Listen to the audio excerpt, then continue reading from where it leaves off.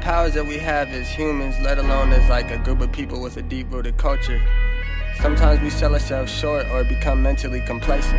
If we make that jump, we become unstoppable. Welcome back with the Power of Perception podcast. It is your host, Langi Hola. I have the privilege today of being joined by the Nacua brothers. Welcome. Thank you guys for joining today. Oh, thank you for having us. Okay. Thank you. So, for a lot of guys, if you haven't watched the show, what I usually do is my first question, football is a very humbling sport. Obviously, you two both play football at the University of Utah in Washington. Both of you guys are wide receivers. So for me, something I think that it's like kind of humbling to tell is, when's the first time you got playing football? That kind of introduced you like, dang, this is for real. So I'll let me go first because it'll be funny because I know his will probably maybe come off mine a little bit. So my first year playing football was actually playing up with Samson. He's 3 years older than me, so I'm playing. My dad's the head coach, and one of my older brothers is the coach too. And we're lining up and doing the Oklahoma drill. And I'm probably 5 or 6. Like, this me in kindergarten. Samson's probably in like 3rd grade or something by now. And there's one of the poly boys on the team, and I don't know how I got lined up with him, but I'm one of the smallest guys on the team. The Oklahoma drill, I just lined up with him. I might go, and I just remember we go, and he just rocks me, like absolutely just blasted me, and I'm just like out of it. I swear I almost think I pooped my pants. Like he really hit me as hard as he could. And then I remember later, like probably like as we're talking like family stories, like 5-10 years later, like my brother's like, yeah, I set you up with him, like that. I did it on purpose. I really I lined him up and make sure he was gonna hit you. Like that was. I'm pretty sure that kid was the hardest hitter on the team too. Literally. I think I remember that too. That's wild. Yeah, that was like my first wake up call, like playing it with my older brother, but like being on his team, like. Yeah, that was my first memory of like, okay, it's legit now. Like it's not games anymore. Yeah, same for me. Just getting rocked. I remember I was quarterback at one point of growing up, and I threw an interception, and so the kid had somebody lead blocking for him on the interception. And I was like, dang, I gotta go try to make a tackle right now. And so I sprinted over there and tried to make the tackle. The kid just like lifted me up and body slammed me like was it Teddy Bridgewater? What happened to him? Oh yeah, I remember that. Literally, it was literally like that, and I stood up crying, and I was like, I gotta put some weight on. I can't be so skinny. Like, it's not gonna work. It won't work for me. And that's the time that I realized football was a lot harder and more physical than I thought it would ever be. Oh man, that's crazy. Those are getting set up by your brother, and then he had his own karma coming his way. Yeah. He didn't even know about. Literally. Oh man. So for me, like, just like watching from afar, this is my first time meeting you guys, but like I follow Ross. Like, I've been following him for a long time, just because Ross has been a legend, like from where we're from, and so all his training videos have been a lot of YouTube. Like, and so whenever I seen you guys, like. Just from like my experience seeing you guys, I remember seeing Samson. What was it? You played at Timpview, right? Yeah. And I remember, like, I was like, okay, I don't remember this like fast Polynesian kid here last year, right? And then I remember watching you come through the ranks, and I was like, the first thing that stood out about you was like crazy body control, and like he could just pluck things out of the air like I'd never seen before. Literally. And so for me, like, I was like, dang, man, like it was so crazy for me to see like Ross was kind of using that lane to kind of help this next generation of Polynesian wide receivers who wanted to make a name for themselves. So I want to rewind, maybe let's go to the beginning. How were you guys introduced to football? What introduced us to football? Yeah. I think it was my dad and watching my older brothers play. I think my oldest brother played basketball. And then my sister played basketball too. And then Kai, the one that played at BYU. And then our other defensive end, Isaiah. Just watching them play. And then I was like, dang, I think I can do better than them. Like, they're good, but I think I could be better. So I just was like, Dad, throw me into football and then let's play. Well, I think I started off with flag football too first. I think I was the only one in our family that started flag. And then I don't know how he got started. Probably playing with me, huh?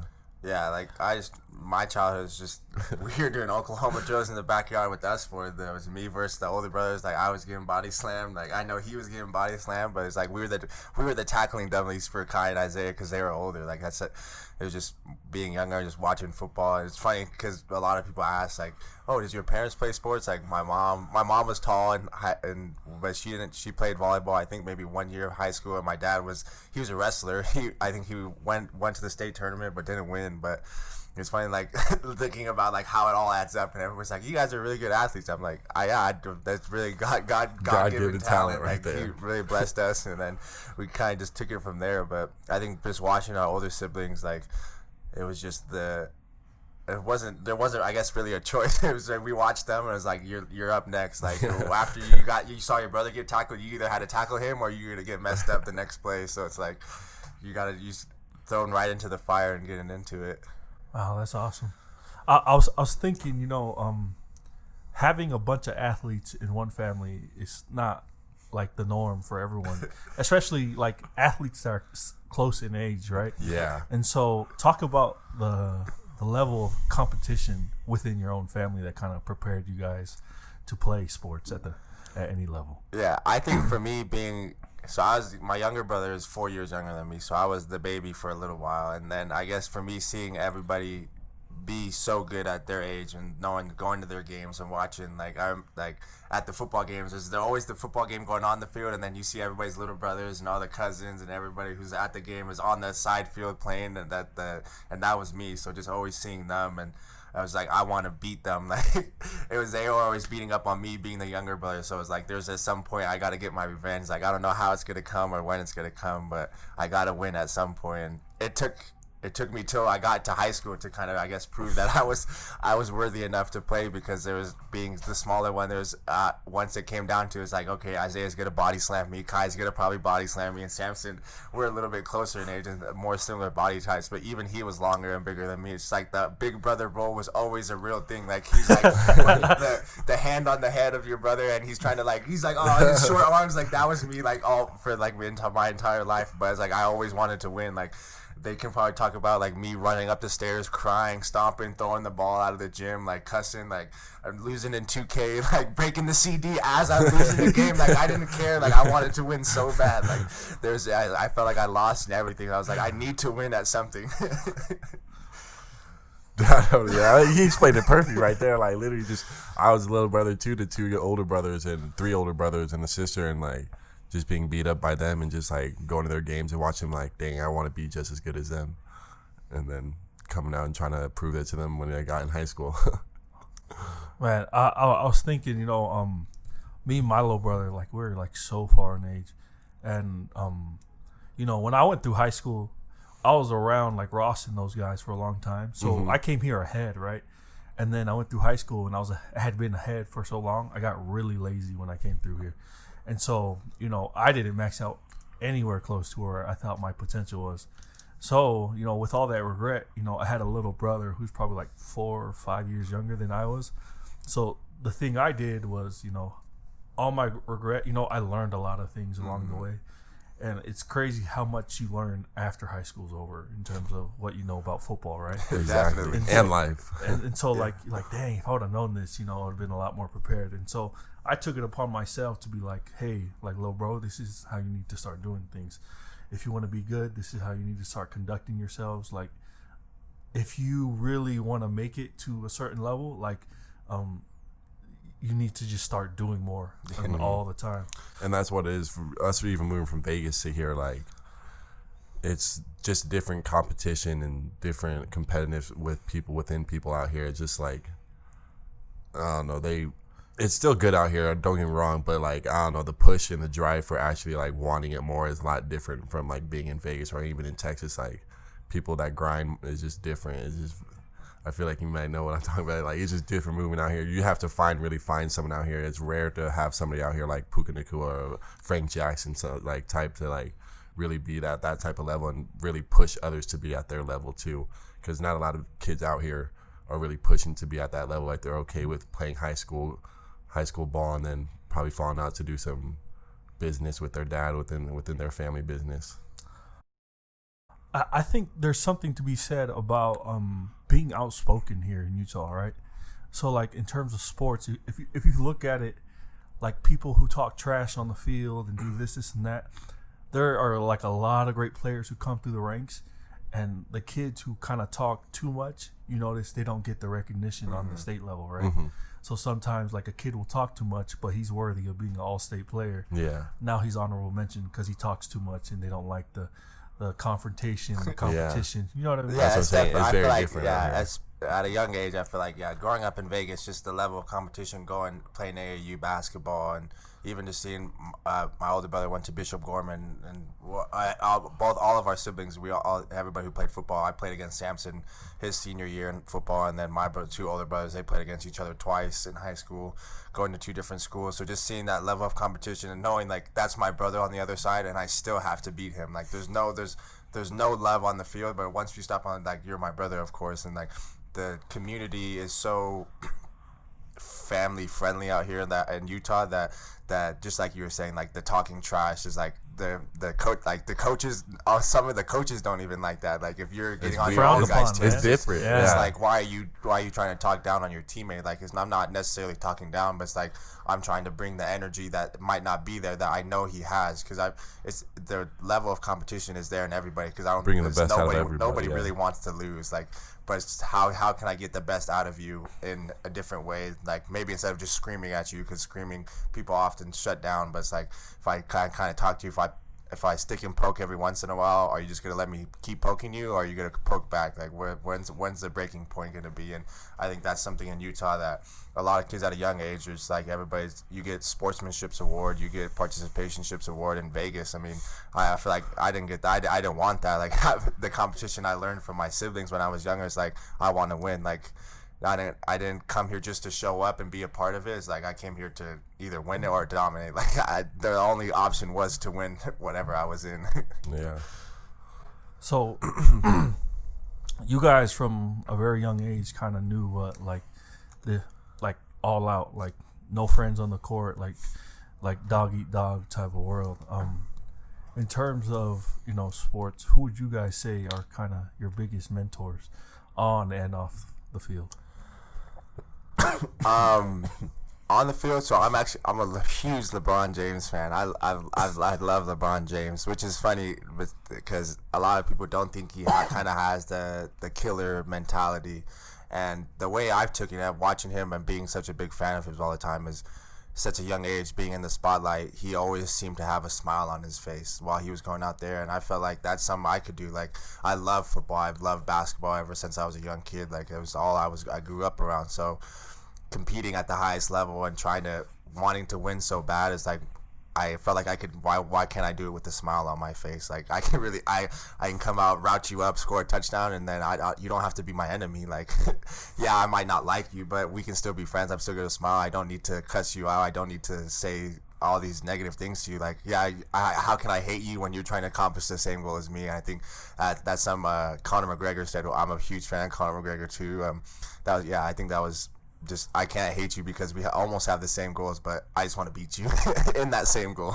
Just want a little more. Yeah, LeBron James for me too. Just a man that can take over at any time and dominate because he can, and then just involving his teammate and others around him all the time is just what I'm there for. And then that biggest smile, like I'm always trying to have fun in everything I do in life and on the field, off the field, like whatever I'm doing, I'm trying to just have a good time with everyone and make sure everyone's coming along with me, having a good time.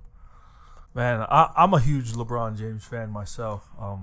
I think the biggest thing with LeBron to me has been probably his he takes pride in doing things his way, right? Mm-hmm. Like people have always thought like he should be more like Kobe or Michael and take over a game just through one aspect, which is scoring. Where if you notice in a lot of his games, I think the thing that matches his like physical attributes out of all of his games is his ability to think the game, right? And like I've watched so many interviews of guys saying like, "Oh, LeBron's a genius." Like he'll be telling you, when this guy moves, you cut right there. Like have you seen that Iman Shumpert one? Yeah. And then like literally he'll be taking 2 dribbles, not even looking. The guy moves, and the second the guy moves, the ball's on its way. Yeah. But LeBron's not even looking at you. He's looking at the guy that's probably going to help on the guy who's supposed to be helping you. Yeah. Right? I think I remember hearing a thing when they were playing the Raptors, like they were running a set, and he's talking to one of the Raptors players, and he's like, "You're running the wrong play, bro." Like he's like, "You're supposed to stand right there. Like, you're supposed to be over there." Like coming to the point where like he knows it so well. It's like he's literally telling the other team what you're supposed to be doing, which is crazy. I think my favorite story I heard about him was when Iman Shumpert was talking about how he knew all the sets the team was going to run, and they had just hired a new coach. And they're like, "How do you know what they're going to run? Like, no one knows what they're going to run. Oh, this guy comes from this coaching tree, and in this coaching tree, these are all their defensive philosophies, and these are the sets they run for these type of players. So for X, Y, and Z, for these players, they're going to be running these sets, and so they're literally just telling them the whole game plan before anyone knew what type of game plan was See, about that man's to be a out genius. there. Yeah, that's crazy. And it's funny, like going back to what you were saying, like coming out of high school and then being able to tell your brother of the things that you learn. I feel like that's the situation that we're in right now. Our little brother Tay, he's a freshman in high school right now. Hasn't played football in maybe 3 or 4 years, so now he's a freshman playing at Tim Few and has the opportunity to play football, which not a lot of people are getting right now. Like Utah is one of the very few states, so it's like coming back, it's hard because we haven't been there. I mean, he was just playing basketball, so it's like we can teach you in basketball, and he was always listening to us. But it's like now I'm past being in high school and playing Division I football. It's like, what would I want to tell myself if I was a freshman in high school having to do it all over again? So trying to tell them the keys, like just the little things that'll help make you be great, because it's really the little things.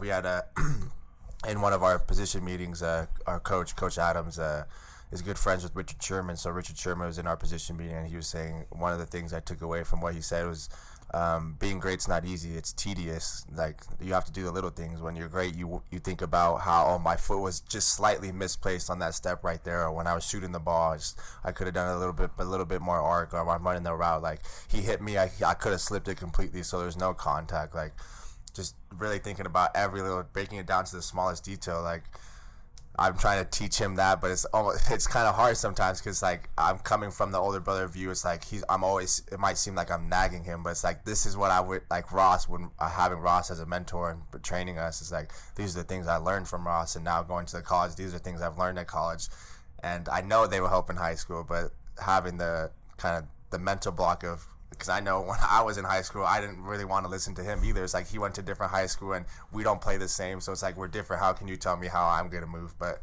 the little things all add up eventually to build the style of your game. And then you create your own style. Once you learn all the basic and the fundamentals, you get a flow to it all. So it's kind of crazy, but I feel like I really want to teach my little brother to be, because he has the potential to be the best. Like just like we're all athletes, but trying to teach him the little things before they turn into bad habits, which will lead to worse things. So for you guys, like, I know Ross is like one of your guys' mentors in terms of being a receiver coach. You talked about that. Mention who your mentors are, in a sense. Like, what are the specific things they kind of like help you groom you guys into, like how being a better receiver or being a better player, or like even just being focused more on and off the field? I think it was just within the family too. Or my biggest mentors, like even Puka and my youngest brother, I'm learning from them every day too. But Ross is for sure a big one. And it's different with everyone. Everyone's, how Puka says, different body types, different mindset, and we have to learn how to adapt and take something away from each other. And I don't know, it's hard. I'm trying to think. Yeah, for me, the couple, I mean, obviously Ross, meeting people, going to Orem, I think allowed me to meet a bunch of people. Ross came to coach at Orem, so that's actually how I met him. Coach Hill, Jeremy Hill, was my head coach. He's when I first moved out here from Utah, or to Vegas, or from Vegas to Utah out here, he was our coach in 7th grade, and by the time I was a freshman in high school, he was already on the high school staff. So he was a big mentor for us, just being there, not having my father pass away, and just being around all the kids my age. So Coach, I mean, he was kind of like a father figure to us, just always being there around us, playing football all the time. Tanner Rare is for sure a mentor. I feel like a decent amount of people know him out here in Utah. He played out at Memphis. He also a wide receiver too. He's a big lifting guy now, but he's a super competitive guy. I guess my mom too, for sure. It has to be mom. I feel like mom probably was the biggest mentor right there is mom. Yeah. Especially after having our dad pass away, mom kind of took the roles of being mom and dad, and then having to do so much and always being there for us is like, I feel like that's where also like that LeBron style of having a smile on my face is how my mom did it. I mean, my mom didn't. Life doesn't stand. There are no pauses in life. So after my dad passed, I mean, we moved out here and we all continued to play football. And my mom was able to be there, support us, and it was hard, and I know that for sure. So that's why we grind every day to help her out. But she did it on a smile with her face when she was there with us. So I feel like if she was smiling through the pain, like I can do it too. And hopefully by the time I'm done playing this game of football, I mean, she'll have a smile because she's relaxing on the beach somewhere, relaxing, drinking a pina colada or something. Yeah, kind of go into that. A lot of players, I know most of us, we all mama's boys. Yeah. In some way, shape, or form. There's that sense of, part of the reason I want to make it was, front and center. Mom's was there since day one, right? And so, kind of describe maybe the motivation behind why you want to do these things, or like, your mom has done so much for you. Yeah, just our mom and our family really is my why. Really, I want it for myself for sure too. I want to be happy and live a stress-free life. But just how Puka said, our mom went through a lot, smiling through the pain and dealing with 7 kids on her hands and trying to figure it out all by herself. And if you look at us now, most of us went through college or going through college right now. I just got my degree. I was the first one in the family for like 2 generations to get a college degree. So like, congrats, man! Yeah, props to that, man. Thank you. And if you know, I mean, nobody saw that one coming. I barely, but I did it. And it's crazy, but just to give back to my family and my mom and my grandma for everything they've done, and the people that have ever helped me along the way. Like, I just want to show them that like their help didn't go to waste. That like, even though I might have been a hardhead and an idiot at some times, but like I took it. Eventually, it came around and helped me. And now that I'm here right now, I'm just hoping that I can make it to the NFL and pay back my siblings and my mom and everyone just else. And that's my motivation. What about you, Puka? Yeah, with mom, I feel like I've had a really good relationship, a different relationship with my mom than my other siblings, because Samson, when we had moved out here, I was in 7th grade, and he was getting ready to go through high school. So my time during high school, although Samson and Kai were in the state of Utah while I was growing up, like they were in college doing their own thing, having their own experiences, being at football and being not at home. So it was me, my little brother, my grandma, and my mom. So I felt like I had the opportunity to be super close to my mom. She was always talking to me about what they were doing wrong, what I was doing wrong, and what my little brother was doing wrong, because like I was the oldest boy at the house at the time. So it's been super cool. I also seemed to add a lot of stress, and it's like she was super cracked down on me because she had already seen the mistakes of my siblings before. So it's like I'm not gonna she was always trying to prevent me from making those mistakes, but I for sure had my own mistakes. But I guess the motivation of my family, there's been so many people. My life has been blessed with my mom, and coming out here to Utah, having so much family and support, and meeting new people along the way. There's been so many people to help me, like not just like Sam was saying, like not just to show that their help was needed, and I'm thankful for it. Like I don't want to it's hard not to say every name, but because when I think back in a moment of life, like how that might have affected me, like what direction would I have gone if that person wasn't there, if I would have changed that, if my decision would have been different from there. So many people, Treo, Fuengawe, Pulu, I know you've had them on here. Those guys, when I got into high school, were a big help to me too, like level up. And yeah, just moving out to Utah, meeting so many people and having different connections from what we had in Vegas was a huge help. I think this is probably something I overstate on this podcast, but it's always nice to know that like our people take care of our own in a sense, right? Yeah. Like if you meet another Polynesian trainer or Polynesian person who's doing something football wise, they're probably kind of like, hey, don't even worry about paying for your training today. I got you, type of thing. And I remember, like, even with my little brother, like, through my connections, I do the same thing, like, oh, go train with these guys for, like, speed training. This guy can help you out with weight training. And thankfully, you don't have to pay or nothing. It's like, it's all free training, and you might as well take advantage of it with that Polynesian pipeline.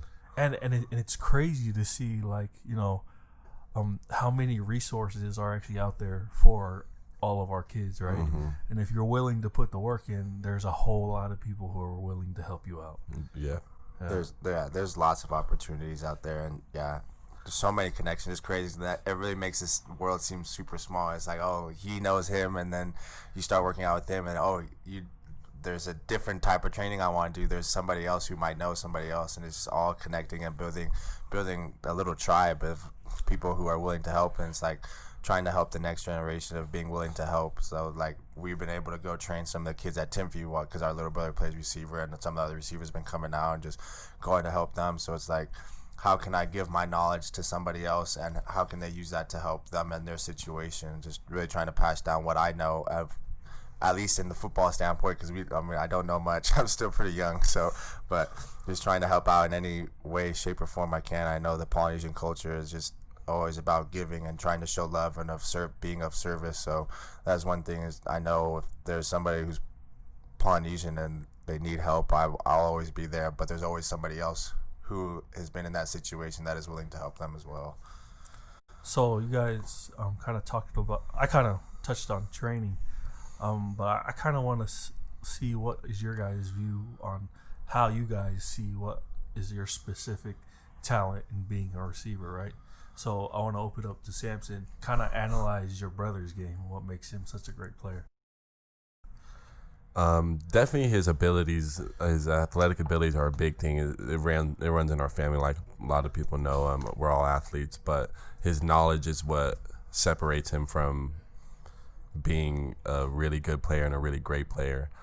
His knowledge for the game and him always studying and literally like picking up and listening and being able to take something out from what someone says and try to apply it every time he's getting something new information.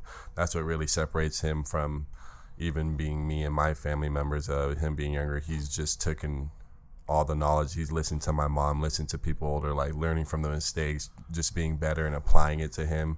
Like, he's not perfect, how he says, but he applies it really a lot better than me and my brothers do. And that's what makes him so good. That's what made him the top receiver in the state of Utah, is that he just really applied a lot of things that people didn't think needed to be applied. And he just, like, it was the little things, how he said in college, and coming back to teach little things to the younger generations. He really took those little things into his head, and he's like, okay, if I can do these little things now, in the big run, it's all gonna play off. And so far it has for him, and it's a blessing to watch, honestly. Mindset.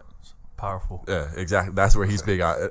He's really big on the mindset of Conor McGregor, who Harry says, like, he teaches me a lot with my mindset. Like, I'm not the best up there in my mentality, but like, it's gotten a lot better because of what he's learned and applied to his life. And then me looking, as an older brother, looking down and seeing what he's doing better than me, sometimes I'm like, okay, like, maybe if I can apply it a little more like he is, like, I could be better. Like, I could see a brighter future for myself. I can help those more around me with a smile more on my face, because just waking up every day is a blessing, honestly. And he helps remind me a lot of that, just listening to some yoga stuff or some Alan Watts, something different. It's crazy what he's learned, honestly. And it's crazy to see how far he's come from watching getting laid out in Oklahoma drills to now. I'm just like, it's crazy. I'm like, bro, that's he's like a bigger version and more, like, I don't know, just more wiser than me already. And I'm just like, dang, I can take a lot from him still. And I'm still trying to learn and trying to still help him out. But yeah, his biggest thing is his mentality, and his knowledge for the game is just very different from most people. Awesome, man. So I'm going to tell you to do the same.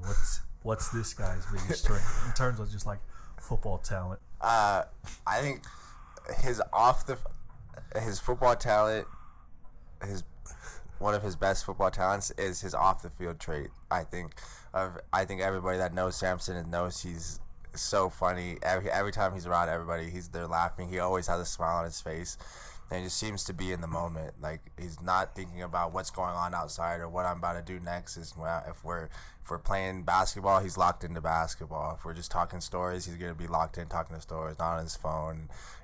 I think that's something that I've tried to take from his game of just, if I mess up in a play, there's always a next play. And I think that was Samson's mentality. As I was always watching him, it's like, oh, I dropped a pass right here. I won't drop the pass the next play. I'm not worried about my mistake that I just had. I'm living in the present, but I'm ready for the future.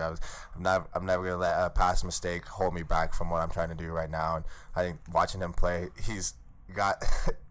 That's how I feel like I watch him play every time, even though he knows exactly what he's got to do. Everybody makes mistakes. Like, you're not perfect every time you go out there on the field, but it's like, and I know in my game when I go out there and I drop a ball, I miss a blocking assignment, like, that's in my head probably for the next 3 or 4 plays. And watching Sam play, if he drops the ball the next play, he's going just as hard as he went that play before, as if he was getting the ball or not, and trying to give that 100% effort every play, because you only get one play at a time and go from whistle to whistle. And I think that's something that not a lot of people have, and that I would try to take from his game, and being more present in exactly what I'm doing so I can be more precise. Man, powerful, man. So, a lot of this stuff, I'm just trying to, like, analyze. But, it's really crazy to me. When I asked those questions at first, I thought you guys were going to go straight into, like, physical ability, like, you know what I mean? But you guys talked about mental things, and I think not many people know those things about you guys, right? And so, like, the perception is, like, you probably, for people who watch Samson play or watch you play, they'll just say, like, this is what he does really well on the football field. But in terms of the mental aspect, I think that's probably that's a conversation you two have between each other all the time, I bet. Oh, all the time. It's crazy with the mentality of what he's taught, what I've tried to teach too. Is just how he said, just living in the moment. Like, you just seen the Black Panther guy passed away yesterday, Chadwick Boseman, yeah, and which is crazy. Like, that man was living a full life without nobody knowing, just living each day to his fullest, and like until he just passed, and like no one knew. And like, that's why I try to tell all of us, like, well, we really don't know, like, let's just live right now and have a great time, like, do what we're doing with 100% and have fun, and let's live in this moment, because right after this moment's gone, like, you don't know when I'm going to see you again or something like that. And just keeping that happy mindset of waking up every day like, bro, this is a new day God's given me to just be better and doing something to help either myself or someone else. And I don't know, he's taught me a lot more about mentality than I could probably teach him, but it's crazy. We do have a lot of these talks, and it's awesome, honestly. It's more fun, I feel like, than just talking about sports all the time or stuff like that we can get deeper into the mind and pick at each other's minds. Yeah, definitely. Like, so it's funny, at the same time I was meeting Ross was the same time I had met kind of my massage therapist / Stretch Wizard. guru, Stretch Wizard. That's his Instagram handle if you want to check him out. But Ryan is his name, and he taught me so much more than I could ever imagine, just about myself and trying to take care of my body. Instead of, like, it wasn't always physical, that my mentals had to be right in order for my body to feel right. If my head wasn't in the right spot, my body wasn't going to be in the right spot. If I'm, just like we were talking about, just being present in the moment. If I'm in the football game and I'm thinking about what I'm going to do after, if I'm going to go to In-N-Out, or what is my girlfriend, if I have a girlfriend in the stands, if I'm thinking about her, then I can't do my job if I'm not fully locked in. So being the mental side of the game is so important. Like, obviously the greatest talk about it all the time, Mamba mentality. Jordan, the whole documentary, the whole time he's talking about, like, I was at everybody's throats the entire time. Like, my mentor was so there. I wanted you to feel my pressure the entire time, even if I wasn't physically on you. Like, you knew when you were playing against Michael Jordan, you were getting the best Michael Jordan there was. Like, it was just being mentally prepared to go out to war mentally too, because this physical, yeah, we get beat up when we play football, but just like we were talking about, like, the chirping can be a whole different game outside of football. Like, it's not stop somebody completely, shut someone down, chirping at them, talking to them. It literally shuts people down. It's crazy. But it also makes it so exciting, because if you know how to, you can use that to your advantage or your disadvantage, and learning that might not be my playing style, but if somebody else is talking to me, like I'm not honestly a big talker. I love talking to my teammates. I'll probably talk to my teammates like positive talk. Like if they're catching the ball, I'm just like, nice catch. Like as the defense is like tackling them, I'm like, yeah, you heard me say nice catch. Like, yeah, he caught the ball on you. Like, yeah, I'm gonna let you know. But probably less talking to the opposite side because I feel like that's getting me slightly off my game because it's really me against me out there the entire time. I that's why I try to think of like trying to change the mindset of like, yeah, there's a defender out there in front of me, but I've done the drills 1,000 times. I've caught a ball 1,000 times. I've done it over and over again. It's just constant repetition. So it's like when I get out there, he's gonna do things that I've already seen before. But can I keep my body intact and locked into the moment? Because I've repped that release over and over again with Ross. I've caught that ball over my shoulder 1,000 times. But it's like if I'm letting his actions affect mine, then I can't do my job because I'm thinking about him. But it's really just me versus me. Like you're probably in your head so much more than you think. Like that's what I've been trying to tell my little brother. Like when you do these reps, I want it to become muscle memory. Like Ross, that was one thing. Like we are creatures of habit. So if I do something over and over again, I want it to be like I can go out run a route in a game with my eyes closed, pretty much, because I've done it so many times. Like I'm laying in bed before the games, thinking like, all right, we're gonna be in like trips right. I'm gonna have X posts. Like we're gonna have digs on the backside. Like all right. How am I going to – I'm running and breaking at 12, and now I'm looking up. I'm probably going to be on the hash. The ball's going to float over. Like, is the safety going to be there? Like, where is it at? Like, I'm just trying to picture it all in my head. Like, but I'm just thinking about what's my job. I'm not even thinking about what everybody else is doing because I know if I do my job, I have trust in my teammates and all the other guys because we work so hard. Like, there's a trust you have to build with your teammates. But for sure thinking about it's me versus me out there. Yeah, and our boy Tanner Rare, how you said earlier, teaches a lot with he's our lifting coach, and I don't know, he just pushes us to like different limits of going competing with each other, and the mentality of just like good energy even when we're coming in on we're not feeling the best. Just always bringing that good energy and that different mindset of like I'm a beast every day, like I can really do this, I can be better than anyone if I really want it. And his mentality has really helped me, and I feel like Puka maybe a lot too. And yeah, him and Ross just help a lot with us. Man, it's crazy how you guys talk about mentality. Like, your guys' relationship really reminds me a lot of me and my little brother. I remember when he got home from his mission, and that was just like a few months ago in March. And, you know, it was funny. He, like, when the year before in, like, I want to say, like, midsummer, right? He would call me, and this is when they were first allowed to FaceTime. And he was just like, dang, bro. I was like, what? It's like, it's that time of the year, man. I was just like, what? It's like, it's that time of the year. Like, I really miss football right now. And I've never had a time in my life where, like, I didn't have football present. And, like, he was saying it was so funny because his mission president was like, so who are you? Like, what are you meant to be? What are you meant, like, and so he looks around the room and everyone's like, oh, like, they're feeling the spirit. Like, they're feeling like, oh, we're meant to be missionaries and this and that. And the first thought that comes to my little brother's head is like, I'm a freaking football player, man. Yeah.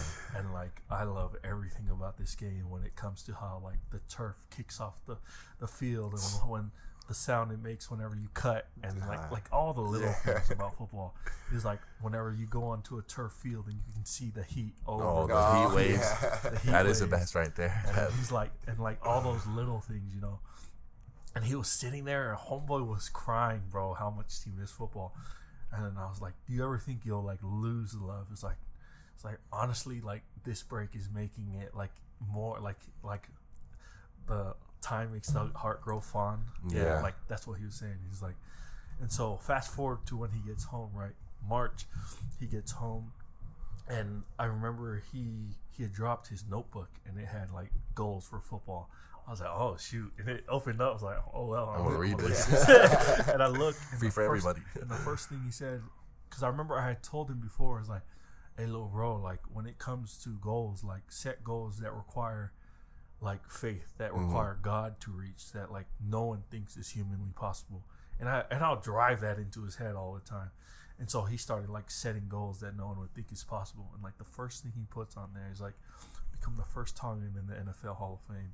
It's like, and I was like, well, that's the goal right Yeah. there. You know what I mean? And that's like, the main goal right yeah. there at the end of the day. And then I was just like, and I looked up at him like, what's up? Like, he was just like, I'm about it, bro. Like, for real. Yeah. And so he got home that Sunday, called his coach Monday, and like, he said, hey, I need you to open up the gym. And so he was trying to do 3 a days the first week he got back. It's like, bro, like, your body's not ready for that. Like, you haven't trained for 2 years. Like, what the heck are you doing? Maybe you should recondition yourself first. And then we go and talk with one of our family friends who played linebacker up at BYU.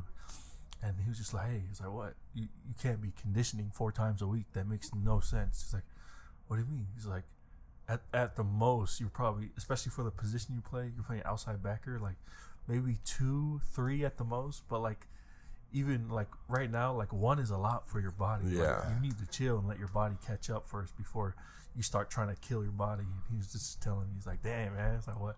I try to be like Kobe, you know? It's like starting at 4 a.m., hit my 6, and then after that, 2 hours later, 10 o'clock, hit my 12, and then 2 hours later, 2 o'clock to 4. I was like, this kid, you freaking idiot, dude. It'll all come like, in due time. Like, the more you do, the more you get ahead. And it's like, True. And then, like, you know, and it was really cool to see, like, he actually, like, That took mentality the time change. to even listen to me. Like, I didn't accomplish anything. And then he's just like, no, but, like, I could tell where you're coming from. You're just trying to help. Yeah. And then fast forward to now, like, you know, he's starting to work hard, and like it's just become a part of his process. Repetition. And I can kind of see the same where it resonates with you guys as well. And you don't really know what you have until it's gone. Like, even for us, like, we missed a whole spring ball, and now our season's even pushed back. And it's like, during this pandemic time, I know it's been crazy, but it's like, I feel like it's been a great opportunity to really like sit back and try to find yourself during this time. If you're not working or you're not doing no football or nothing, like whatever you're doing, if it's canceled, like, this is a perfect time to find out like what are your priorities in life and what do you really want. And like, for me, sitting out of football and realizing like, dang, like, I really do love football. Like, I do miss it. So not having a season right now, like, I feel like I need to go get a job or something. I don't want to do that. Like, I love playing football. I've been missing it. And then like, just my other priority is my family, like putting them back in line. Like, okay, like, I know why I'm doing this again. Like, I know what I want. Like, I want my family to be around me. I want to be around them more. I want them in my corner always. Like, I want to help them whenever they need me. And it's crazy during this pandemic time, and how your brother, like, when it was gone for a little bit, it's like, dang, what do I really want in life? And it's like, I feel like now during this pandemic, it's been a perfect time to find out what you really want. Kind of talk about, I don't think people realize how much you guys actually sacrifice as, you know, wanting to be a great football player. Like, you guys miss family birthdays. You guys miss, like, all this time with friends. Like, going out on the weekends, like, sorry, I can't. I got to train tomorrow. Yeah. Or I need to get my rest back. Yeah. So I'd be ready for Monday morning meetings and stuff like that. Like, just talk about the sacrifice part about football.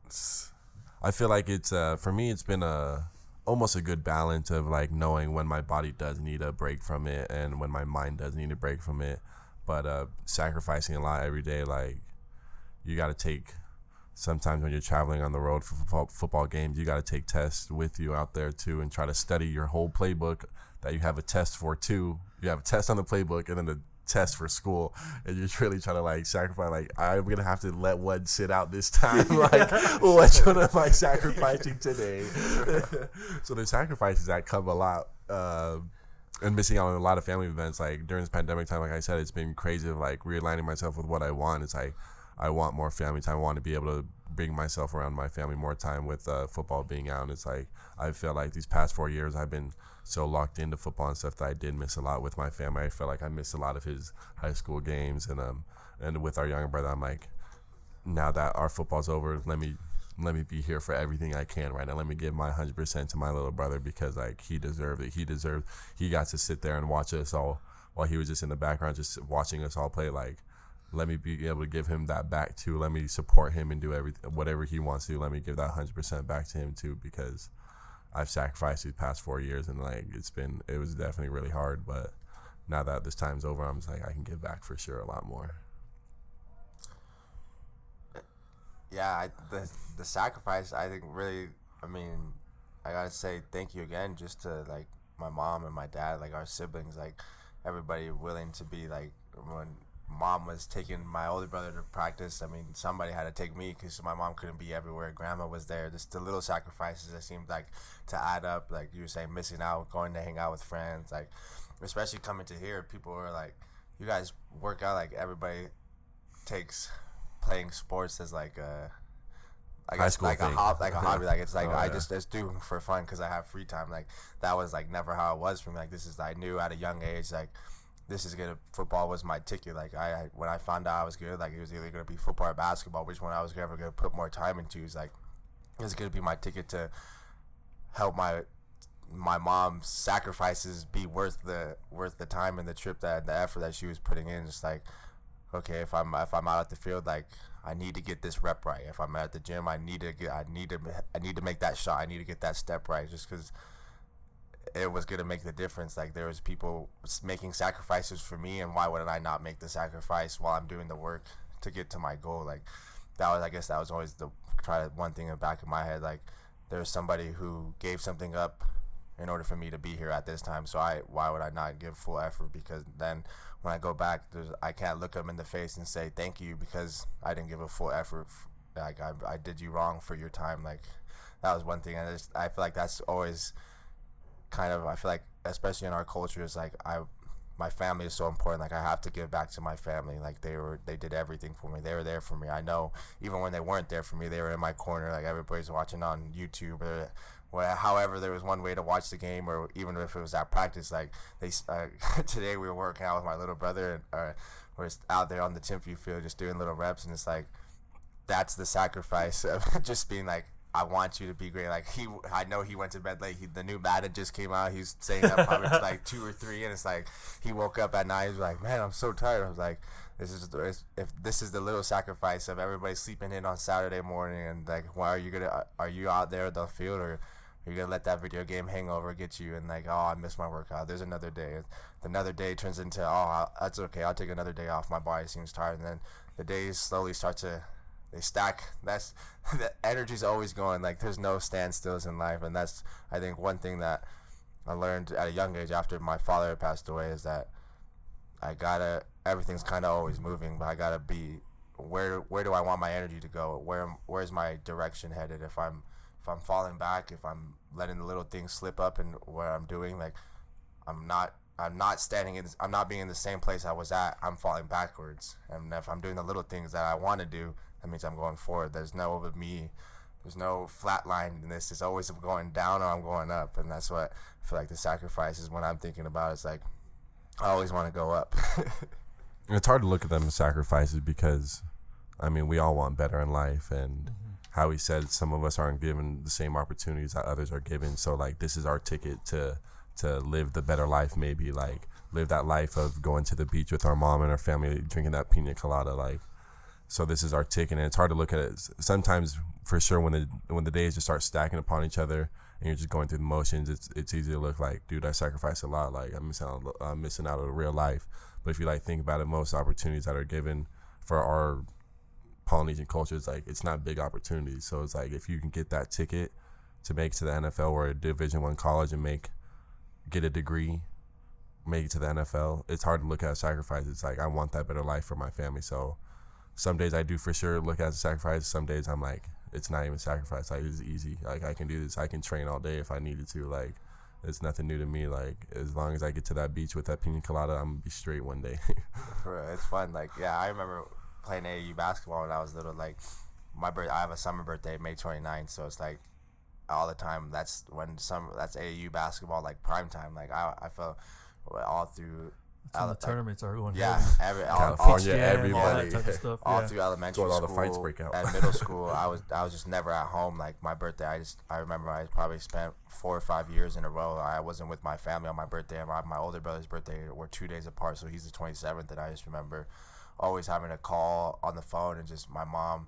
Just I guess being younger, I never thought about it, but like now thinking about it now, like when my mom was crying on the phone and saying, "I love you, Puka. Like I miss you. I wish you were here for your birthday." Like not thinking of her sacrifice, letting me go to that basketball tournament because I love basketball, letting me go to that football camp because I love football. Like that was a little sacrifice that I didn't see at that time, but like it helped me. I loved it. So it's like she knew that I loved it. So her making that sacrifice of spending family time or helping me achieve my goal.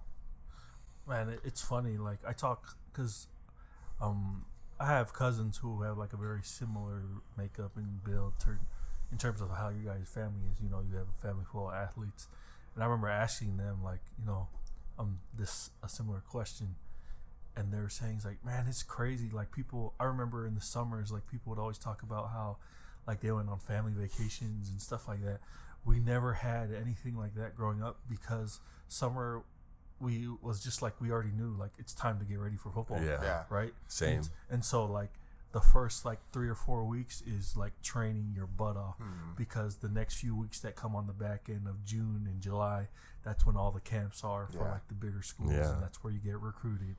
And then by the time you're done with that, you get your 1 week off, and then you're back into conditioning with your team. And so you've just spent that whole entire time just getting ready, and then you come back to school the first day, and all the kids want to talk about, man, remember when we did this in the summer? Exactly. Like, man, it must be nice. You know? I remember me throwing up, sweating, almost died out there. Oh man. Like I was like the summertime, like even now, like that's I think one thing like people sacrifice now, like in college, like I'm only 1 year in, but we don't get a summer. Like we're there the entire summer. Like that's what I think sometimes people maybe don't see of that. A part of college sports is that it is a full-time job. We are there the entire year. Like bowl season is probably the most amount of time we get off, and like when it was nice this year. We had an early bowl. We played before the new year, so I got to go home earlier and spend more time here at home more than I had ever had. And with the pandemic, that was the other thing. Like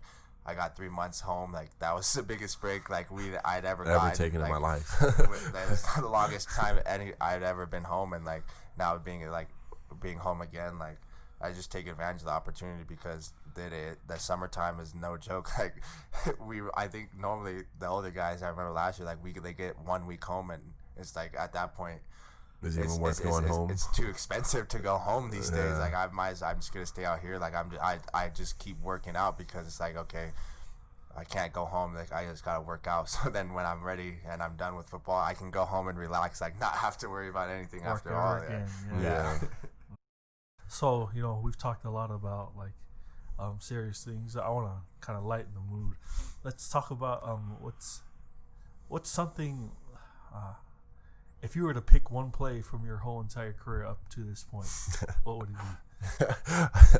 I think I know what he's gonna say. I know what he's gonna say. Puka's freshman year at Orem, I was a senior, and we were in first half of the game. Orem smacking us. They were destroying us. And Puka was talking that whole week. He's like, "Bro, I'm coming out to kill you guys. Like, you guys are not." He's like, "I'm not. You're not beating me ever again, sis." He's like, "You will not beat me ever again." I was like, "Bro, like, we'll see what happens."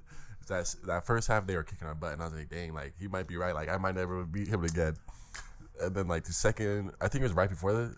Like middle of the second quarter.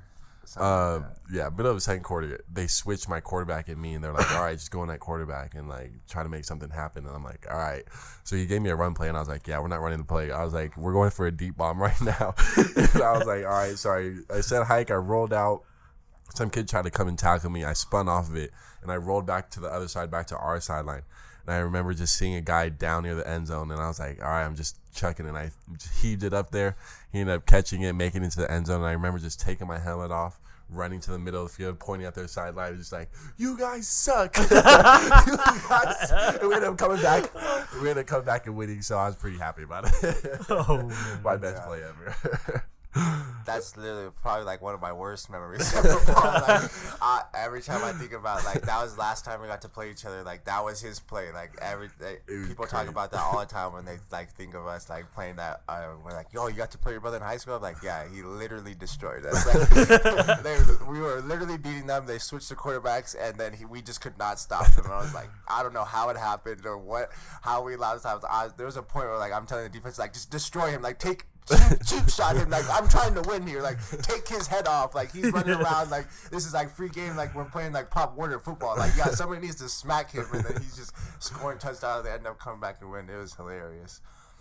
But I think my favorite. I don't think I have one favorite play, but my senior year we played Santa Margarita.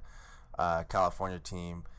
And the whole trip in itself was just nice. Just my senior year, we went to California, sunny, like we're out by the beach. But I think it was like the best team football that I felt like just being with all the homies and being out in California. It was a shootout. It was like 55-53. Like we won in like the last minute of the fourth quarter.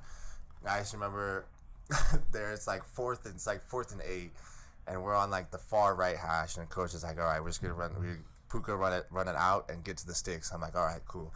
And like we're lining up and like we're just looking at the play, and Cooper's getting the ball set, and he's snapping. Like I'm not seeing it, but in real time, like that I know I got double coverage. I got a safety over the top. I got the corner, almost triple covers, but the backer's on the inside because he has to play kind of the run, but he's waiting for the ball to come out to me. He's coming right underneath me. Yeah. So I'm like, oh shoot, I don't know how this is gonna work, but I literally run, and then I run my out and I catch it, and I have like 2 yards of space, and like there's 3 guys. As soon as I catch it, I turn around, there's 3 guys right there, so I just catch it, get the first down, and go out of bounds. But then we score the next play to win the game. Watching it on film was Cooper he had to drop the snap. Like he fumbles it, looks at me, like I swear, like when I looked back to make my outcut, he made eye contact with me, and I was like, yep. And then he looked at me, and everybody on the defense all looked at us, looking at each other, and he still threw the ball, and we completed it. And I was like, wow, you guys were not, like, how stupid are you guys to not know what was going on here? Like he dropped the snap. No one jumped anything. Yeah. They were just frozen, just like looking at it all happen. Everything was moving in slow motion. Everybody just decided to watch us, and I was like, wow, this is great. Like I remember, like, I made the cut, looked back at Cooper, and then he threw me the ball. Like, we made eye contact, like, looked at each other, like, gave a little head nod, and he was like, okay, you're open now. Threw me the ball. It was hilarious. That's funny, man. My next question would be, you guys, jumping up to the D1 level, obviously you line up against guys who probably go on to play at the pros at some point or time. Who would you guys say give you hell every single time you guys lined up against a certain DB? Shoot, I had 2, honestly. We had a corner that just got drafted to the Bears, and then my best friend, Julian Blackman, he played over in Layton High School. He just got drafted to the Colts. So I played slot and a little bit of outside. So Julian and I was going against the slot. He was a safety, and then Jalen Johnson going at corner, and those 2 were just dogs, yeah. Just to see what they're about to do in the league, I'm just like, yeah, I'm glad I got to go against some competition like that, so I'll be ready hopefully when I get there too. But yeah, those 2 people were for sure something different level guys right there. I guess I'm only 1 year, but I guess I don't even know his name, just because I'm not a big fan of like thinking of like looking at other players. Like the me versus me thing is like really what I'm really trying to lock into. Like in high school, like during like recruitment stuff, they would be like, oh, do you know this guy who's also like a 4-star, like he's a big recruit too? I was like, I'm sorry, I really don't. Like I was worried about my team and our guys, like what we were trying to accomplish. But one of the Oregon DBs, I'm not sure what he might. I don't even know what number he is too. But one of them is gave me a good run for my money. But I think here at the University of Washington, like we have some of the best DBs: Kyler Gordon, Elijah. We got better ones at Utah. Elijah Molden, Trent. I feel like that's why. That Elijah Molden. What's his last name? Elijah Molden. Yeah, he's E3. nice. Yeah, he's nice. E3's nice. I'll give it to him. He's good. I like that kid actually. He's actually good. I feel like I would go against like the best DBs in the Pac-12 for sure every day in practice. So I'm blessed to go against those guys and compete every day because I feel like I win a lot of reps, but I also lose a lot of reps too. So it's helped me. I'm always trying to get better with those guys, and they're competing. Kyler Gordon might be one of the best athletes I've probably ever seen in my life. And he plays corner. I don't know how he does some of the stuff he does. Like I feel like I'll really beat him on a release, and like I don't know, like I'll destroy him on a release, and somehow he recovers. Like I just like absolutely break him off, and by the time I'm ready to look up for the ball, he's still right there on my hip. Some people got that speed, that Tyreek Hill speed. It's crazy. I'm just like, how you were blessed. You were blessed. And then I think the last one would be, being it that you guys are wide receivers. What about being a wide receiver just like is so exhilarating, like being a playmaker? You make that touchdown and you hear that crowd go off. It's a different level of excitement. It's a different level of like excitement, like different kind of energy right there. Like everyone's right there in that moment with you, cheering for you on that touchdown. and just looking up and hearing the roar of the crowd and everything, I think it's a different kind of energy right there. And it's like, I get DB breaking a pass, getting an interception's cool, but literally everyone's looking for that touchdown always. And like, that's what the game's made for, is touchdowns. So you being able to catch that ball, a big catch on someone, and then getting in the end zone, just hearing that roar of the crowd, it's really amazing. It's a blessing, and I love it. It's like, it's a thrill. It's almost a drug, like the best drug you could get. Like, it's crazy. It's honestly the craziest thing ever. Yeah. I honestly have to, like, on my first touchdown, like, that feeling, if I could put that feeling that I had on my first touchdown in a pill, like, to give to other people, I think I would be the richest, like, guy out there. Like, everybody would want this drug so bad. Like, the moment of the ball being in the air, and then, like, okay, and then it's like, and now it's waiting. So it's like, now everybody's watching you. The ball, the eyes went from the quarterback all the way to follow to where you're at. So now everyone's like, okay, what are you going to do? Like, it's up to you now.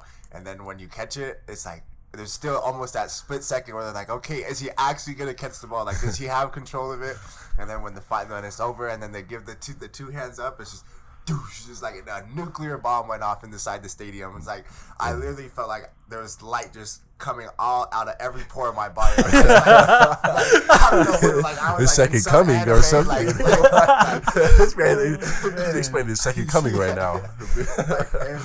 There's so much energy coming out. I literally just could not stop screaming. I probably screamed for like 10 minutes straight. And then when I finally sat down, like, my body went into like a full lock, and I was like, oh, shoot. But it was, there's something about, like, yeah, just like we were saying, like, I was telling this to the receivers in the freshman game the other day at my brother's game. It was like, nobody, your parents and maybe your DB coach or like the defensive coaches will clap when you make a play on defense, but everybody in the stadium, whether you're like, everybody in the stadium is going to cheer for you when you score a touchdown, because it's for the team. And like, especially playing receiver, I feel like there's so many different styles. Like with a running back, I feel like running backs can be different, but everybody, like, you have to run dudes over to play running back. You have to be faster than them, or you have to have some kind of juke move. Like, just like we were talking about who we like as receivers in the league. Like, Julio Jones doesn't play like Mike Thomas, and Mike Thomas doesn't play like Adam Thielen, and Adam Thielen doesn't play like Devontae Adams. And everybody always talks about how receivers are kind of like prima donnas, but it's like, because it's a style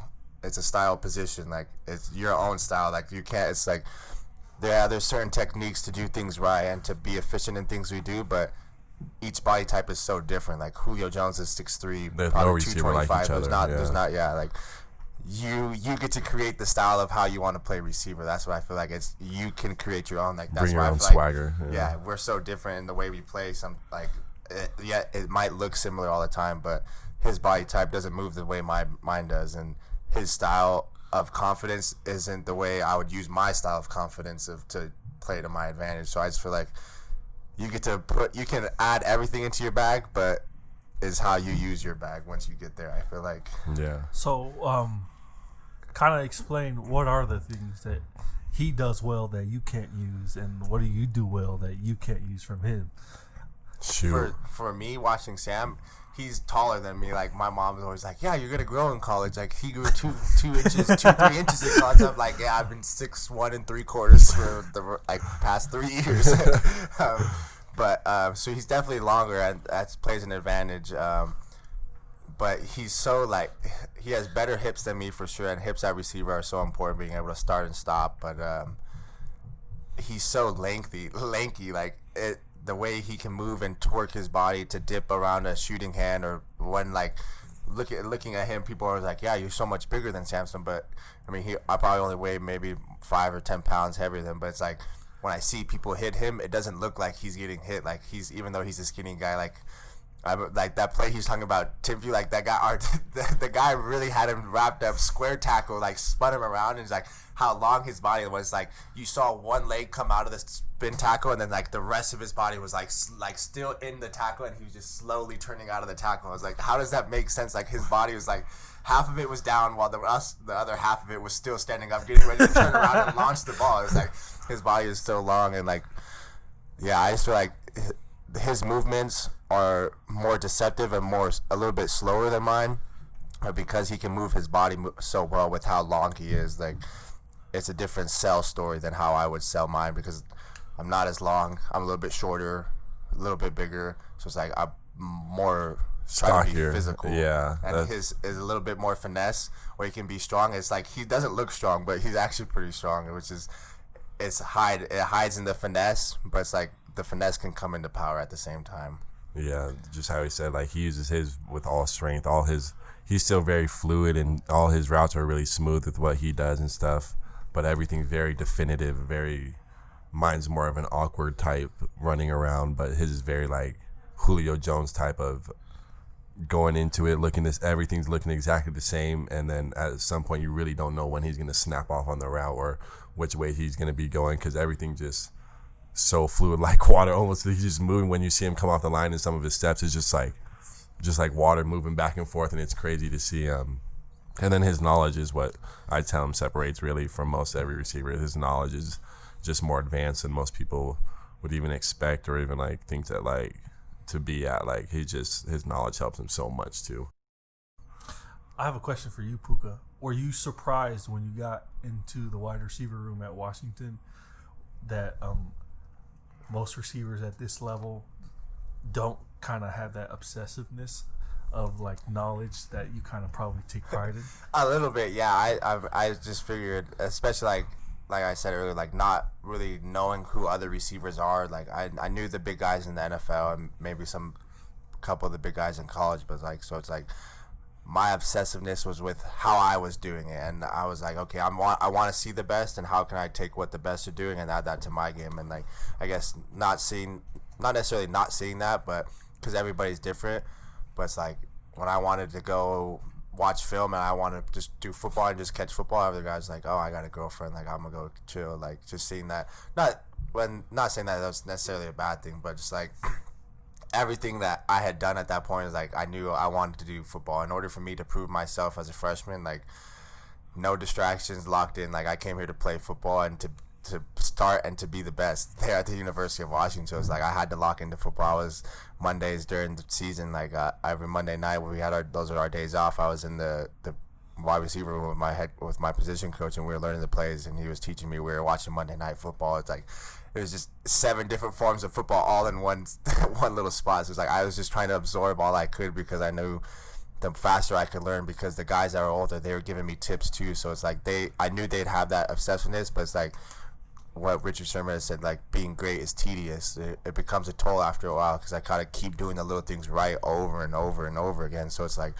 I can kind of get tired about it, but it's like I was young and fresh and new to kind of the game of football at the college level, but I wasn't new to football. So it's like, okay, what are the tips and the cues that you could give me, because I haven't been here before, and they were giving me those. So it's like, okay, I got the keys from what I got from high school. Like, how am I adding these all together to combine, like to bring it all back into my playing style? And it was super fun and exciting, and nice to know that there is an obsessiveness that I have, but everybody kind of has it in a different form, I guess.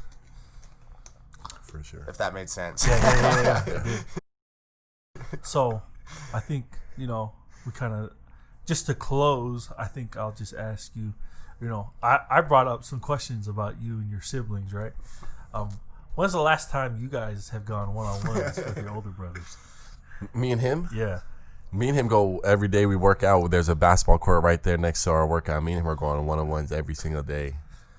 So it's pretty fun. Yeah, so football, I mean, I don't think we really do one-on-ones, just because I feel like I don't want to show him my complete bag. Just in case, like, if he's taking notes, like, of everything. But basketball, we compete all the time. Kai, I haven't seen Kai out on the field in a while. He's actually coming out here soon, so there should be some film work of that. So we're going to get some work, and it's exciting. I think Kai might be the best athlete of the family. It kills me to say that, because I know I could probably beat him, but the fluidness that he plays with and the smooth, like he really is.